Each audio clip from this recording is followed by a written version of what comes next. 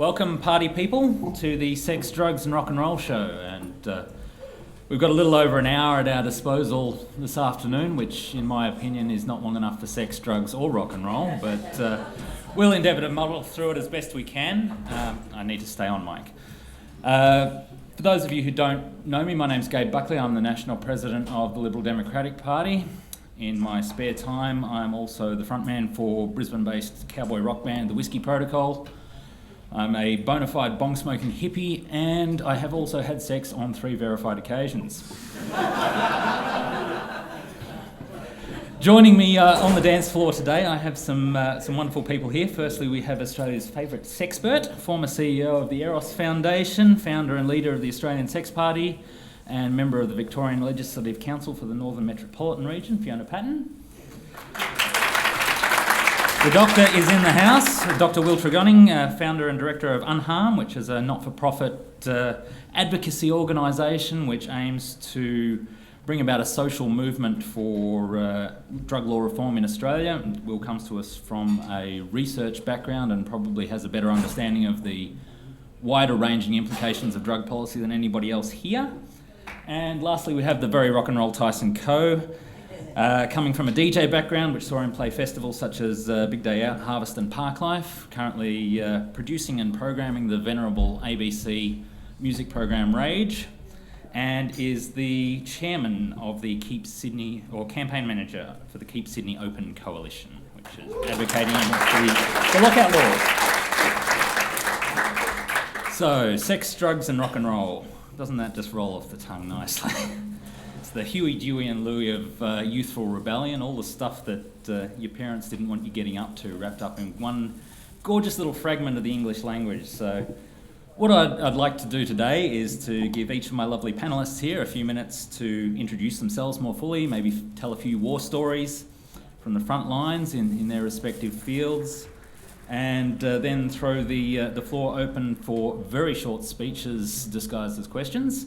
I've been asked to keep people in character. We don't need a biography and we don't need a 3-page positioning statement in front of each question. So keep them short and to the point, and we'll all get along just fine. So in terms of the overall theme I'd like to get going today is why does the government care so much about what we're smoking, who we're rooting, and how late we're staying out partying? It's quite bizarre to me that anybody would really care. I mean, I don't think my sex life's that interesting. I went for a walk last night down Oxford Street, up Darlinghurst Road, through King's Cross, and places I had visited as a younger man and been quite impressed by the goings-on in those sort of areas. I'm a country boy, but I've always had an affinity for cities, and the noisier, smellier, grittier and seedier the better as far as I'm concerned. But what sort of Twilight Zone bullshit have we brought down upon ourselves? It is absolutely bizarre out there. There's dudes standing in high-vis jackets out the front of nightclubs with clipboards making sure people don't hurt themselves. You know, the place is so dead, I actually heard crickets chirping as I walked along Darlinghurst Road on a Friday night. How does this happen? It's just weird.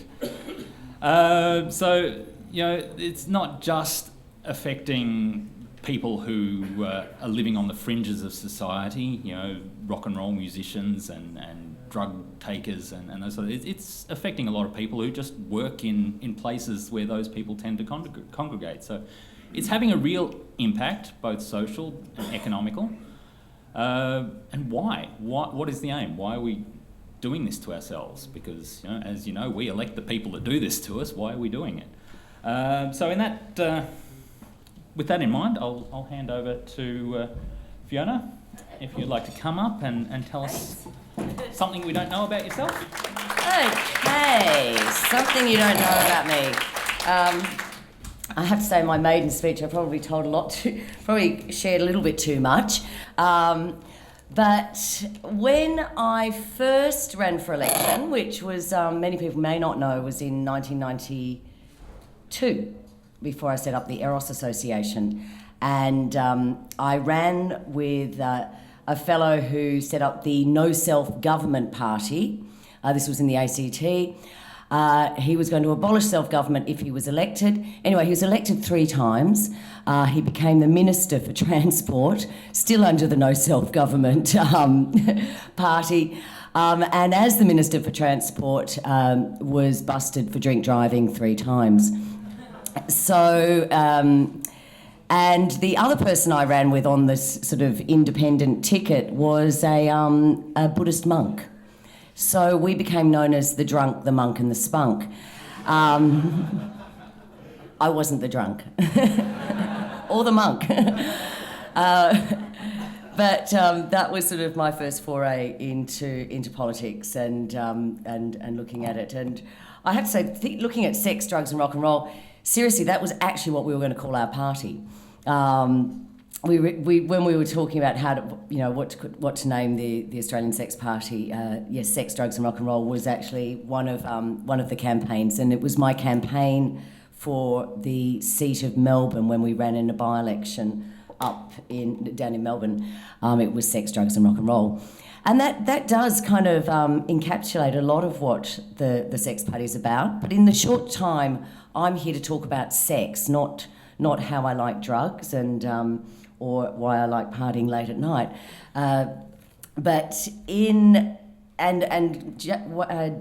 Gabe was saying to me this morning, talk about where the government is trying to go to stop you from enjoying yourself. And having spent 25 years fighting censorship in this country, governments really have a very obscene interest in what you're doing in the privacy of your own home.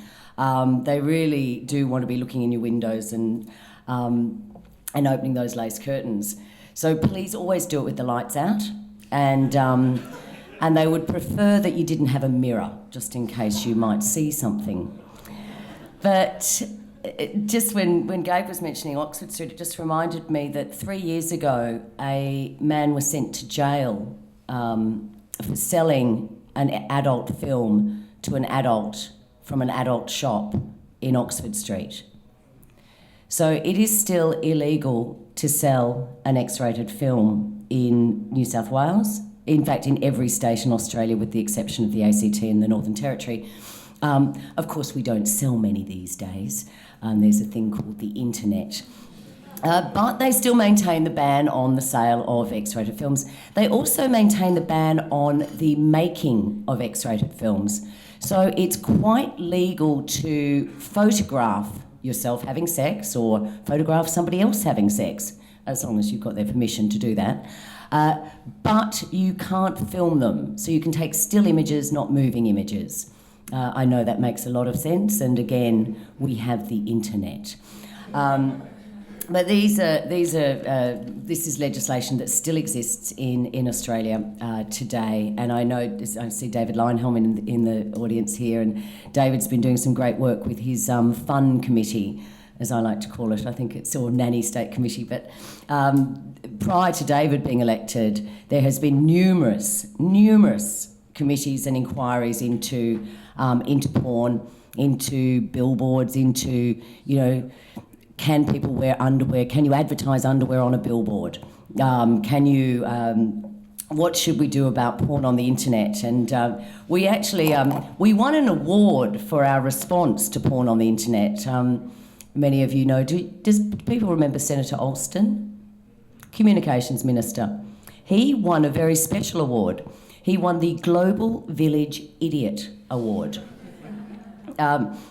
Because back in the late 90s, when the internet was coming, he said, no, we're not going to have porn on the internet in Australia. They can have it in other places, but we're not having it in Australia, I tell you. So he banned porn on the internet in Australia.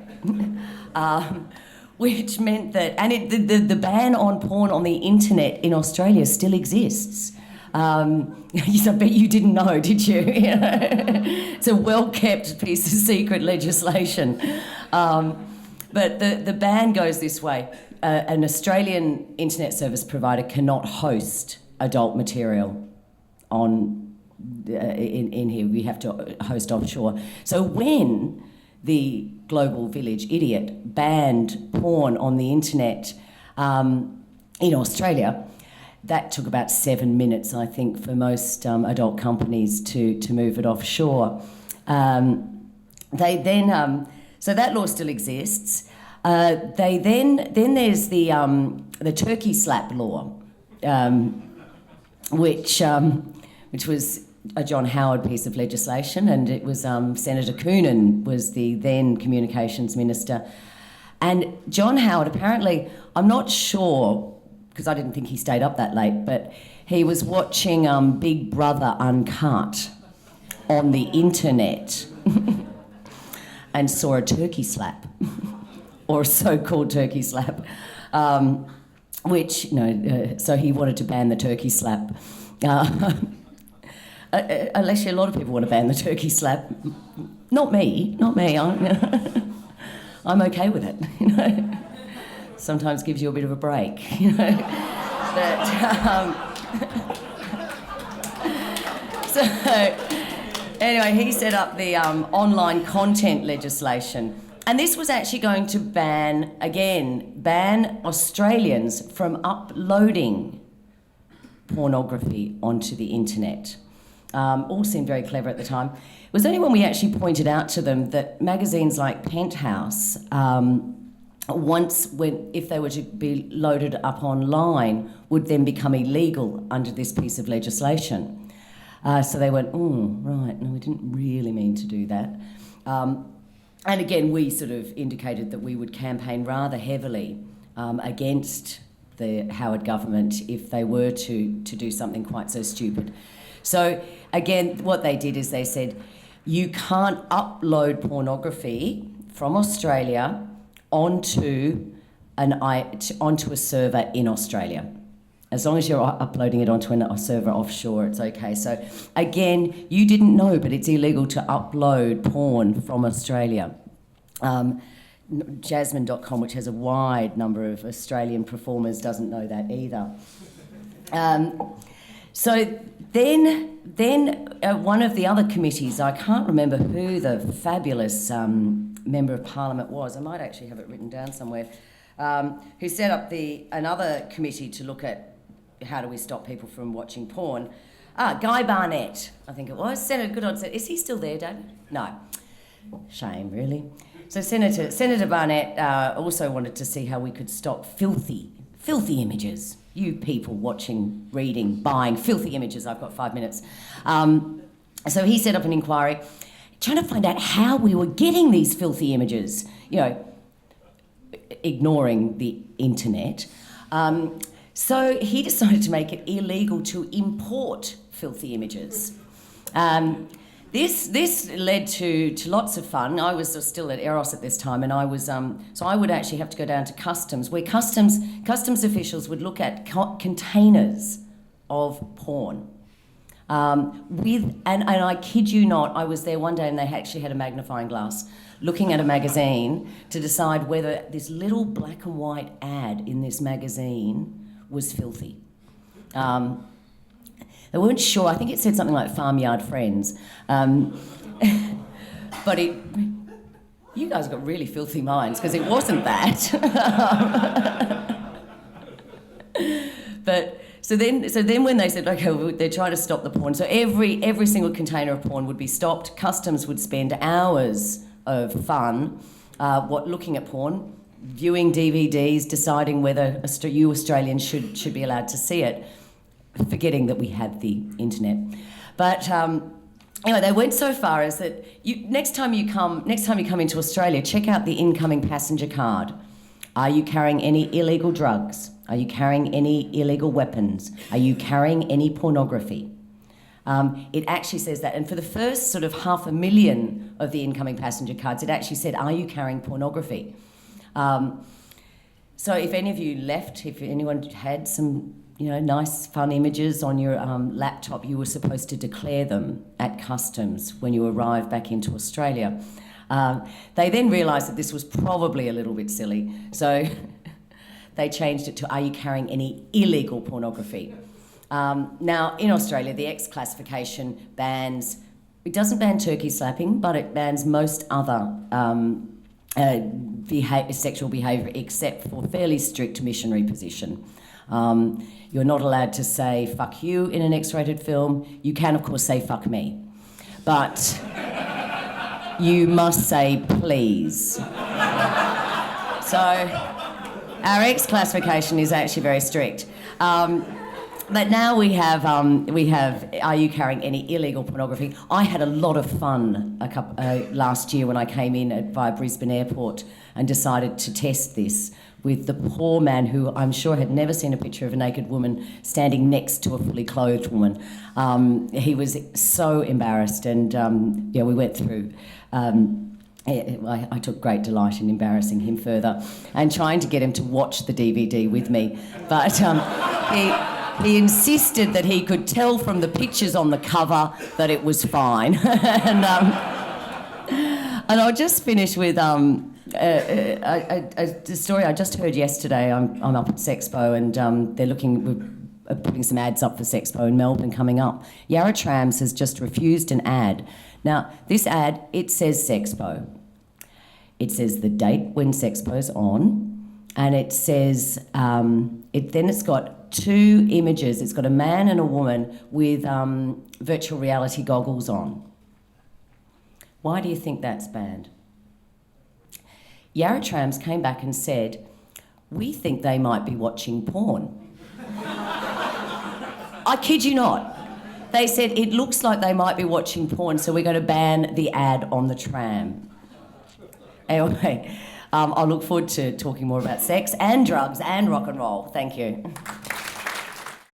Hi, my name's Tregoning. I'm a founder and executive director of Unharm. I'm going to talk a little bit about why that organisation exists and why I'm involved in doing what I do, and then also something that I'd like you to think about in thinking about drug policy reform. I'm going to start my clock so that I stick to time. Essentially, to start first with why Unharm exists. You know how a lot of people have used illicit drugs and most people have done it safely, but there's still a lot of stigma and fear around that. In fact, a majority of Australian adults under 40 have used an illicit drug in their lifetime, a majority. And we know that people underreport their illicit drug use in surveys. It makes sense, right? So the numbers are, without a doubt, much higher than just over 50%, which was what we can see from survey data. But also, do you know how a lot of parents like me, I have 2 kids, are concerned about keeping their kids safe, but know that just say no just isn't good enough? Or also how just about everyone agrees that the war on drugs hasn't worked, but a lot of people feel like we couldn't have any possibility of ever having a better alternative here in Australia. That's why Unharm exists. But why do I do what I do? So when I was 15, I was on the bus on the way to school. This was in 1995. This is the last days of the Sydney rave scene, which went from about 89 right up until 97 when it collapsed under police pressure, dodgy drugs and bad promoters. It wasn't part of my life at the time. I was way more focused on getting good grades in school. But a friend of mine handed me the headphones to his Walkman on the bus to school. 1995, happy hardcore, a genre of music, was at its peak then. And to me at 15, it sounded incredible. So when the bell went for school, for the start of school that day, I was still staring into space thinking like, holy shit, there's another world. So when I left school, the club scene was a big part of my life, and it continued to be a big part of my life through my 20s, and I was a DJ and a promoter. And illicit drug use was absolutely a part of that experience.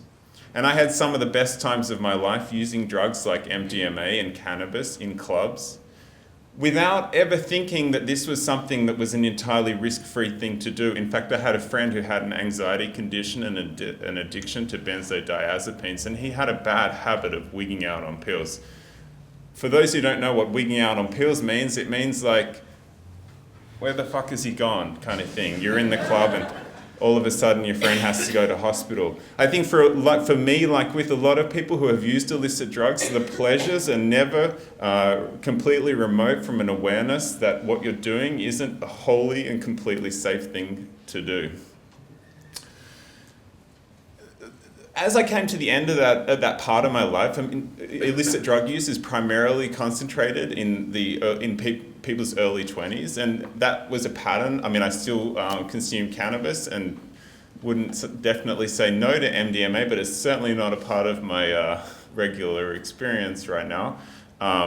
As I aged out of that experience, I began to think more and more, like, what do we do with this? What do we do? How do we integrate this into a life? These experiences that are prohibited and can't even be spoken about. What do we do with that? Like, what am I going to tell my kids, for example? And those things lay dormant for a while, but then two things happened. One was that I moved to Sydney's King's Cross. So I live in the Cross here, and one of the things that really struck me, especially when I moved to the Cross, when people still used to go there and go out and all that kind of thing, was that walking the streets of the Cross, it's so clear that that thing that you hear about when people talk about drugs, that thing called the street, right? That's a phenomenon of poor and marginalised people's drug use. I don't buy drugs, use drugs, or sell drugs on the street. The people who are getting arrested in King's Cross as hundreds or thousands of people stream past on the way to the station, undoubtedly, very many of them illicit drug users too, but the ones getting arrested are overwhelmingly people who are homeless, Aboriginal, or people with mental illness. And that's what drug policy does. This is the criminalisation of use in particular. Even though you're more likely to have used an illicit drug if you're wealthy, if you have a tertiary education, or if you're employed, it's a law that overwhelmingly targets people who are already on the margins of society. Very many of them who've already been fucked over by society, and it's just another way of another level of more of the same. What that looks like is that you have people who live in my community. I know of one person who's been arrested 38 times for drug possession offences. Now, this is a person with some substantial issues going on in their life, whom a lot of services are trying to help. The person who has experienced childhood sexual abuse and has a lot of problems that stem from that. But you can't help a person who's in and out of the criminal justice system 38 times. In fact, it's often just difficult to find them. But then one final thing was that I live just by the King's Cross police station. I've got two kids, they're two boys. They love the emergency services, like a lot of kids. They love the uniforms and all that, firefighters and police. And we see a lot of police living by the police station. There are a lot of police in the Cross. And looking at my kids interacting with police, which they always love to do, I was struck by how nice the cops are to them, but also how uncomfortable it made me feel seeing the police interact with my kids. And I had to think about that. And what I realized is that as a person who uses illicit drugs, a person like most people my age at some point in our lifetimes, I've learned not to trust the police. That's simple self-defense. And then I thought, I'm not going to encourage my kids to use illicit drugs, but let's be realistic. Most young people do. So what am I going to tell them about the police? In order to protect themselves, to protect them, and given that criminalisation is one of the most likely bad things that can happen as a result of illicit drug use, I have to teach them to distrust the police as a form of self-preservation as well. I'm not comfortable with that. As someone, who sees the importance of police in protecting civil society, the idea that we have these laws that are unjust, that create this division between communities and police is something that I couldn't abide. So at the same time as all this was going on, I was working as a policy consultant, working for government clients, primarily evaluating drug and alcohol programs and policies. And I became more and more frustrated by this situation whereby we were working with police and health who would collaborate on these programs, and there's a real piety about that. People love to talk about interagency collaboration within government as if that is going to solve every problem to do with governing. And what was never acknowledged in those discussions was that the laws that police were there enforcing were themselves harm creating. That they weren't actually part of the solution, that their involvement in drug policy was inherently and always would be problematic and destructive as long as the laws remained as they are. What it seemed to me was that was a policy environment. That stuff couldn't even be said. It was the elephant in the room that couldn't be acknowledged, and it was a policy environment then that seemed completely alienated from reality. Because of that, I finally became frustrated and wanted to do something about this and began to talk to people about drugs and drug policy and the possibility of drug law reform.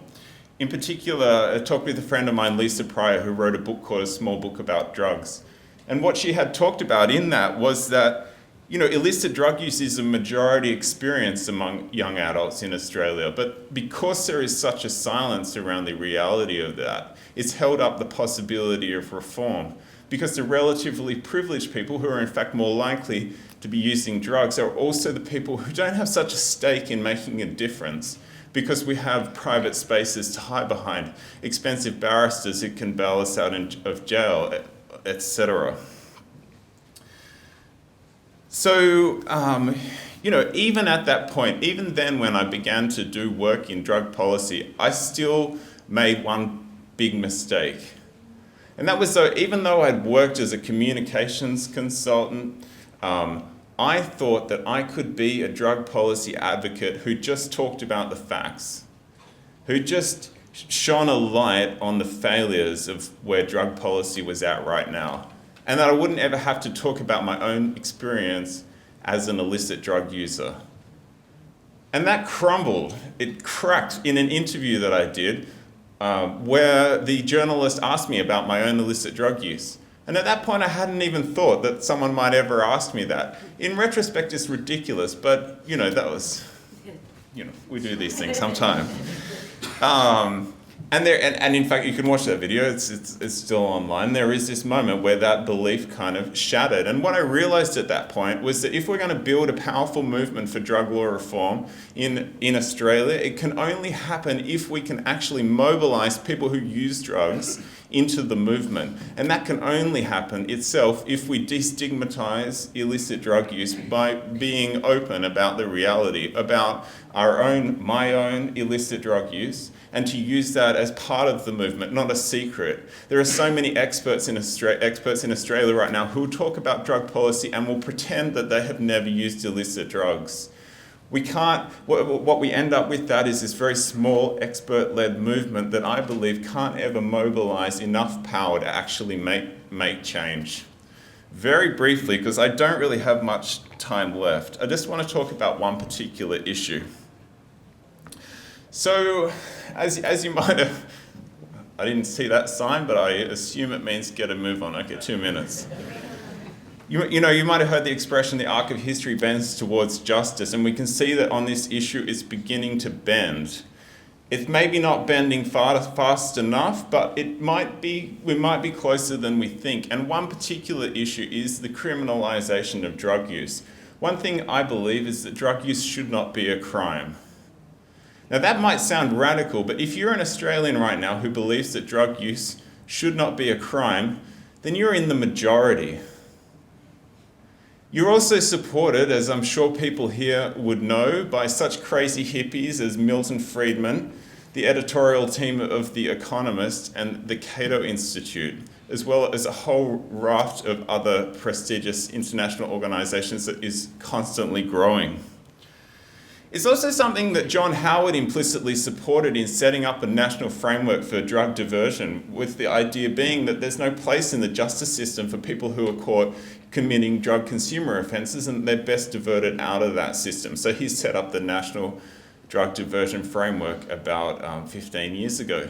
But since that time, arrests in Australia for drug consumer offences have been steadily rising year on year, to the point where more than 90,000 people are arrested every year for drug consumer offences alone, and more than 60,000 of those are for cannabis offences. So this is just for the crime of possessing a personal quantity of cannabis, a drug that we know is objectively safer than alcohol.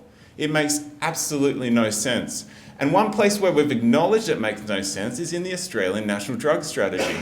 There is no mention of criminalising drug consumers in the National Drug Strategy. It's it imposes so many economic costs on society.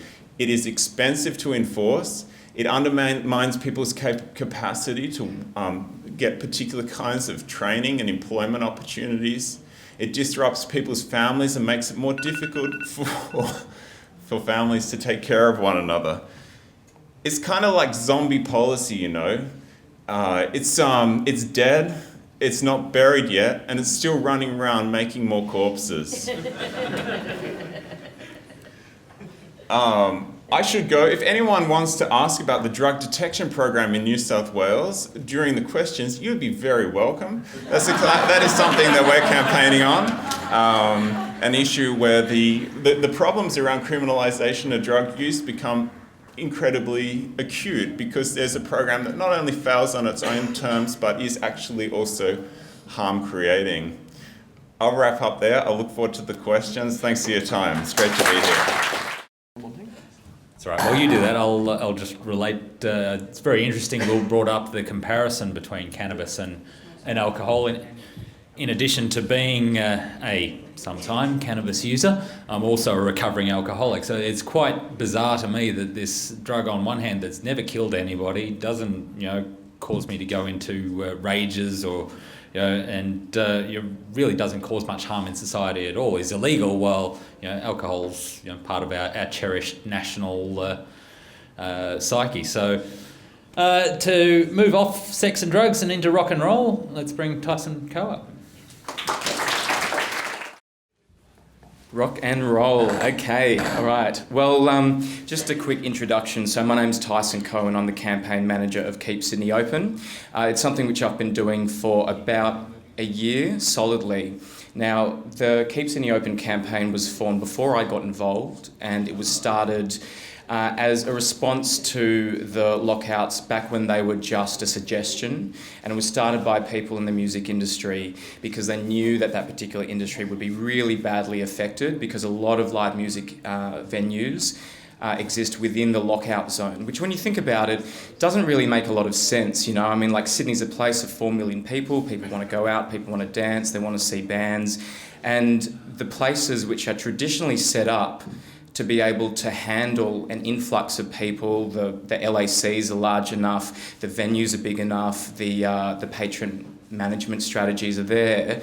They took all those areas out of play and then they pushed them out to other areas like Double Bay and Pyrmont and the casino and Newtown Enmore, all that kind of stuff. So we knew that this was going to be a problem. And so about a year after the lockouts came into effect, a lot of people lost morale and a lot of people hadn't really been talking about it.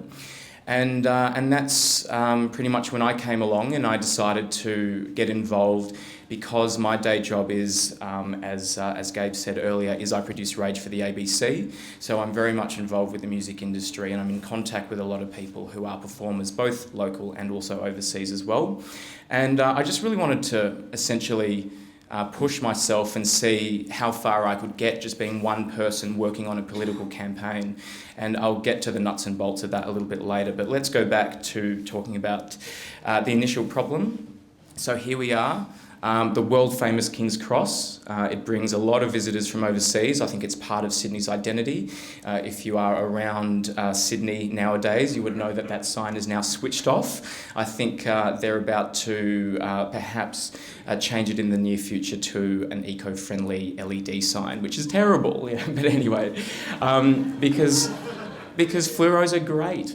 And so, this is a place that was vibrant. It was a place that had always been a very seedy underbelly going back to a century ago. And this is actually, I know you asked Fiona at the start about an unknown fact. Well, an unknown fact about me is that my godmother's father is Abe Saffron. So I know about what went on in King's Cross. Not from his account, though.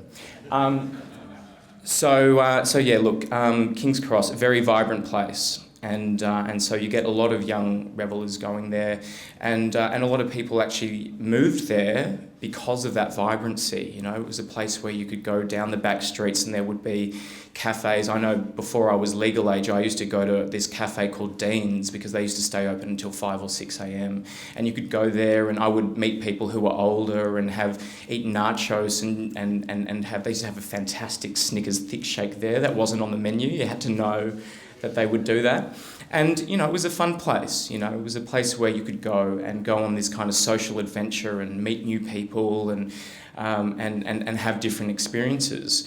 But unfortunately, what we had a few years ago were a couple of really high-profile cases of people who had unfortunately been killed because they were assailed by young men, and as a result, those stories were really spread far and wide across the media, and they really captured the hearts of pretty much everyone in the country, certainly in Sydney and New South Wales, and understandably so.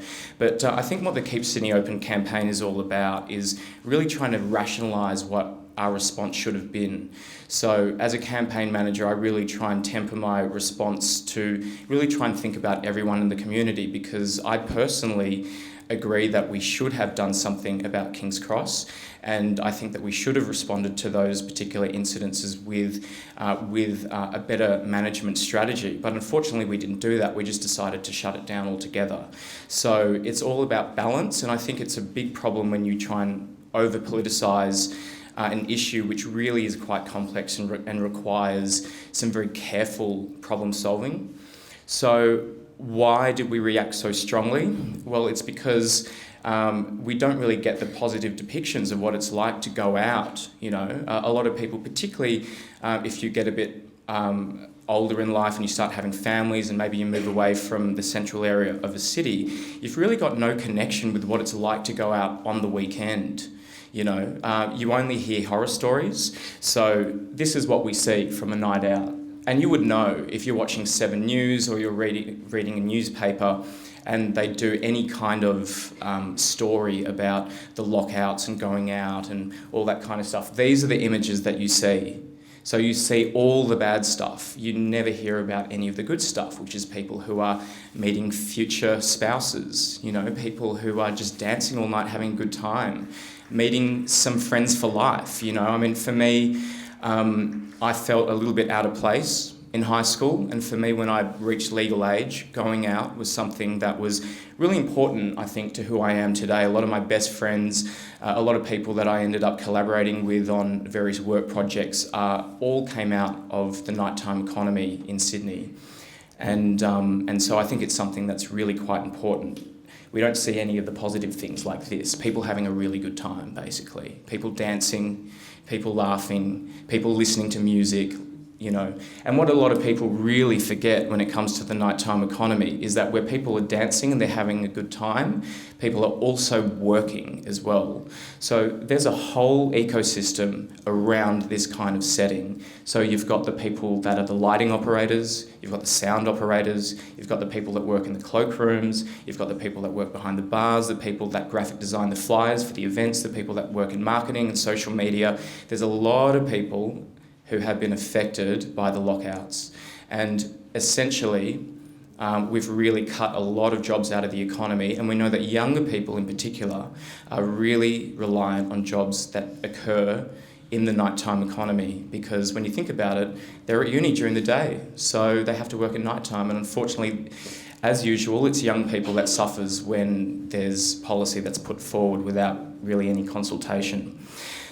So I want to talk about whether this is actually justified, because we have to remember that, yes, you know, the lockouts, they weren't just dreamed up out of nowhere, they were in response to something. I would absolutely argue that I think that they were definitely brought in without very much justification. So here's a graph. And this graph shows that predominantly in terms of excessive drinking, it happens in that sort of 18 to 30 category.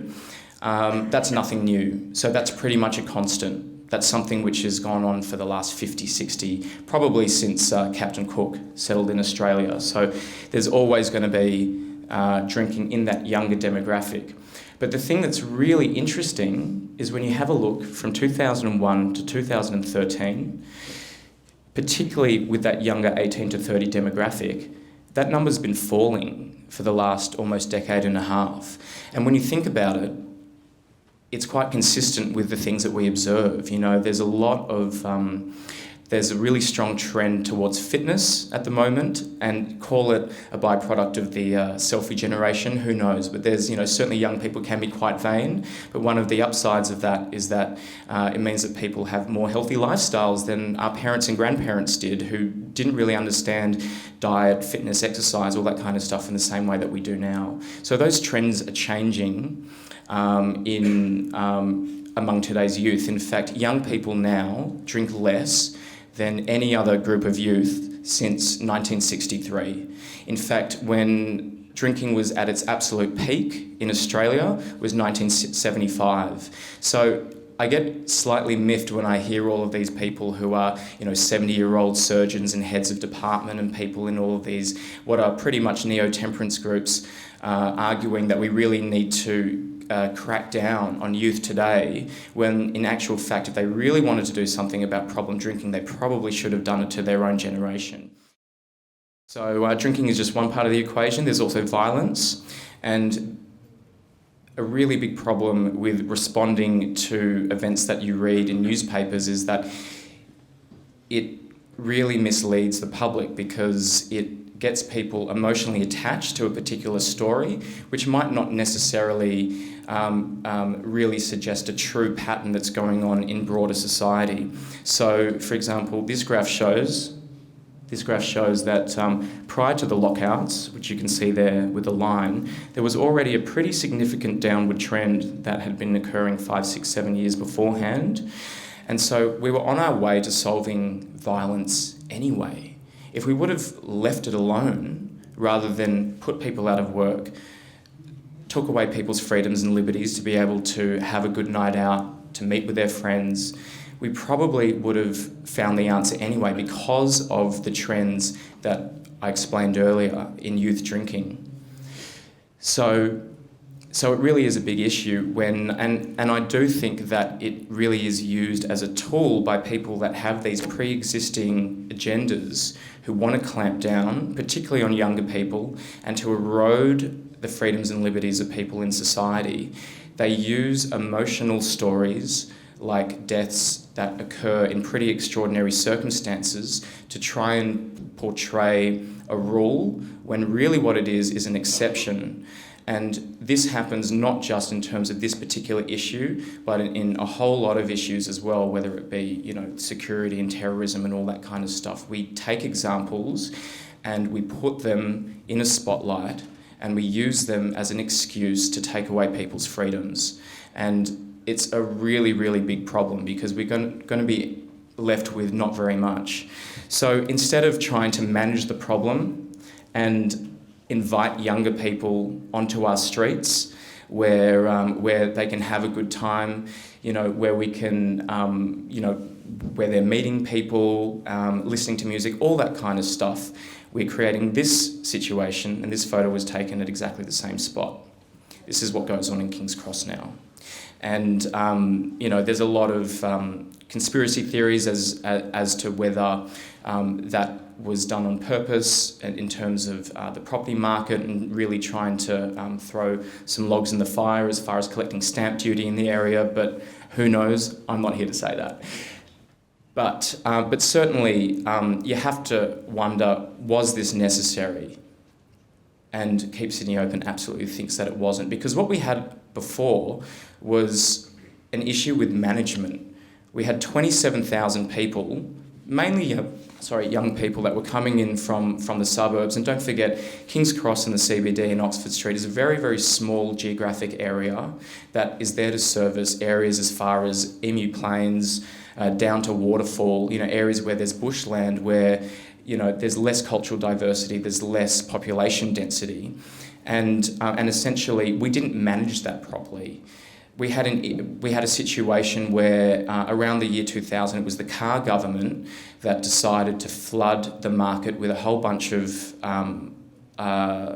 liquor licences, and it was government, council and police that essentially colluded and said, well, if we're going to have all of these new bars, let's all put them in the one space, i.e. King's Cross, and because they thought it would be easy to manage. But what they ended up with is engineering a situation where you did have kids out of control on the weekend. They weren't managed properly. They didn't supplement that with adequate transport or policing, or with portaloos on the street, or street entertainment, or water drinking stations, or street marshals, or any of those things that could have been done to try and get a favourable response out of people going out. Instead, they just shut it down, and then we're left with empty streets. And then we've got this kind of Orwellian sort of, signage situation going on. So, and it's actually quite funny. There is actually a sign. There's one of these signs which flash, and it says, "Time's up already." Jesus, wow. Okay, I thought it was going to be. I told them it was going to be 5 minutes anyway. And it actually flashes all these things up, and then it says, "Welcome to Sydney" is the last thing that comes up. I did actually have some other slides, but anyway, I did want to just kind of talk about the campaign, and I had some pretty great pictures that are a big boost to my ego. Okay. All right, anyway. Look, basically, I got involved with the Keep Sydney Open campaign because I could see that there wasn't really very much organisation in terms of people trying to fight the injustice that was going on with the lockout laws. And I did want to push myself and see if I could bring together all the disparate groups who had a stake in this, whether it was venues or whether it was disenfranchised younger people or people within different industries. And I saw a few people that had started groups, and I just kind of thought that I could have done that I could do a better job, basically, because there wasn't any unity there, and to me that really is key. And I did want to bring that point to this setting here as in a libertarian context, because a lot of the people that were fighting this were people who were coming from the music industry, or people that were perhaps really heavily socially progressive. But the thing that a lot of people forgot is that this is a really broad issue that a lot of people are being affected by. Your grandma can't buy a bottle of wine even if she lives in Condobolin at 10:15 at night. It's quite ridiculous. We're all being affected by this, and it's people from all political stripes, people from all walks of life who really disagree with this. So in February I organised a protest which had 15,000 people hit the streets. That was on low battery, sorry.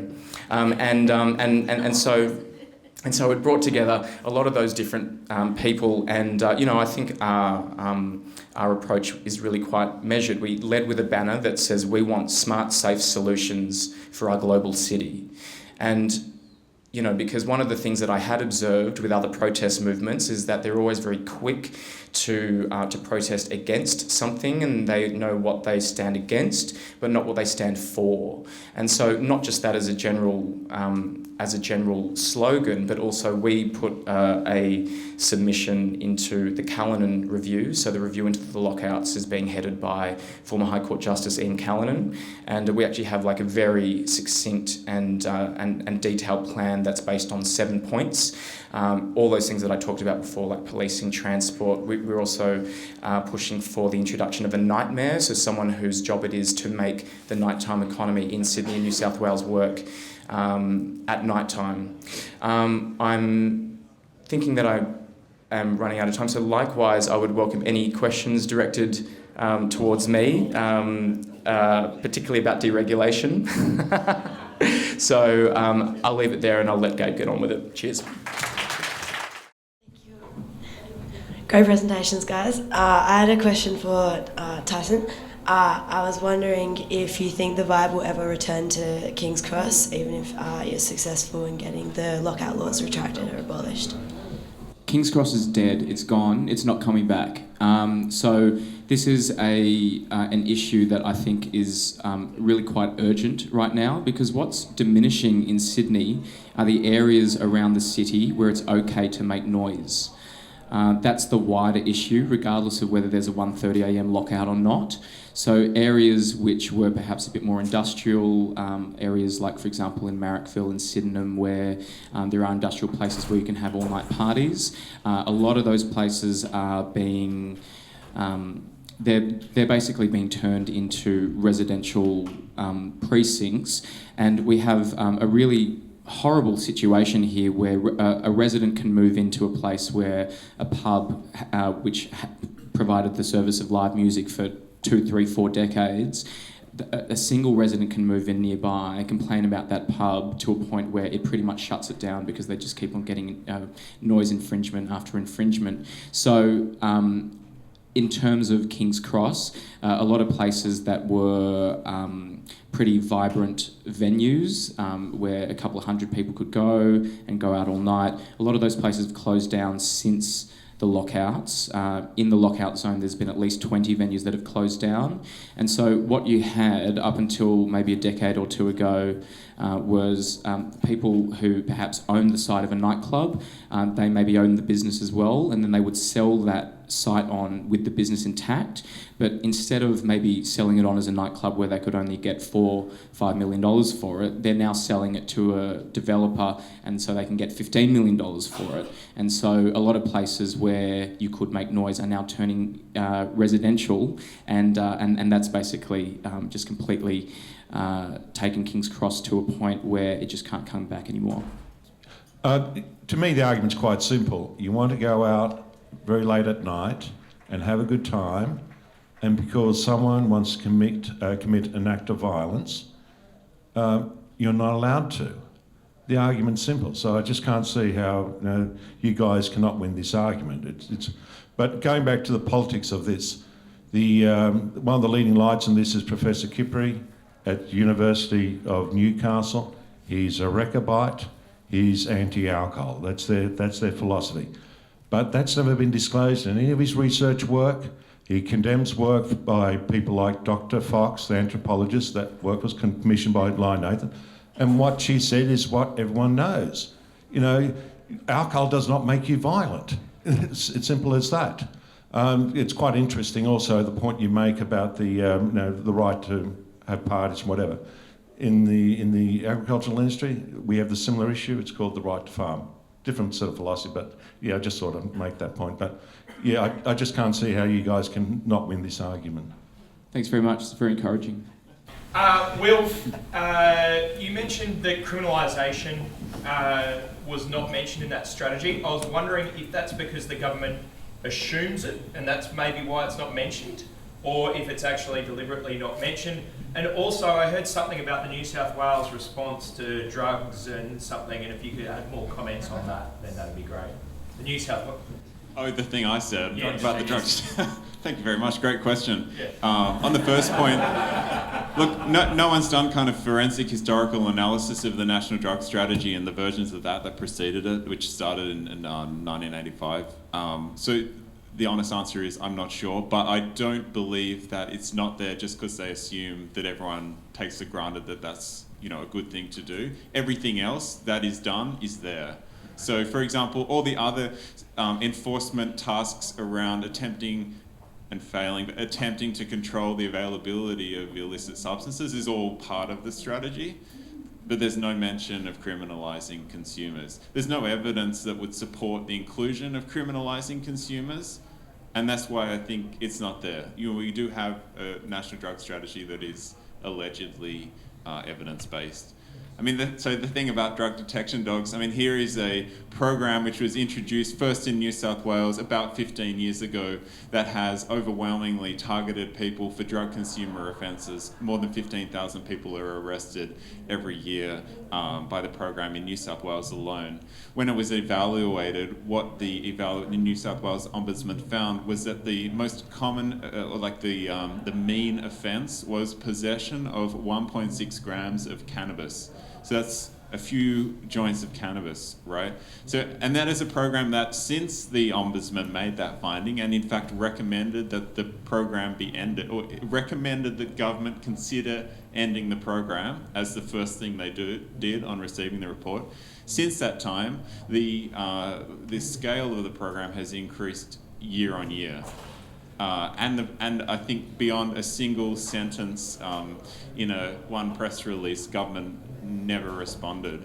If anyone has more specific questions about drug detection dogs, I could talk all day about it, but I guess the main thing is not only is this something that infringes upon privacy, but also has all these unintended effects that are counter to the aim of the program. So what we've seen is no reduction in the amount of illicit drug use, regardless of whether or not that's a legitimate aim of government drug policy, but we haven't seen that reduction. What we have seen is a whole range of riskier behaviours that people have adopted in response to the presence of drugs. Taking all their drugs before they travel to an event, seeing a drug detection operation and dumping all their drugs at once. That's been directly linked to at least 2 overdose deaths in Australia now, including one here in New South Wales. And the other one is cavity hides, people hiding drugs internally before travelling to parties. Never a phenomenon like of 15 years ago. Now it's entirely commonplace, and you have people presenting at emergency departments with packages of drugs inside their body that have burst, a condom of pills in their gastroenteroidal system, or having lost packages of drugs in their anus or vagina. That has become a common occurrence.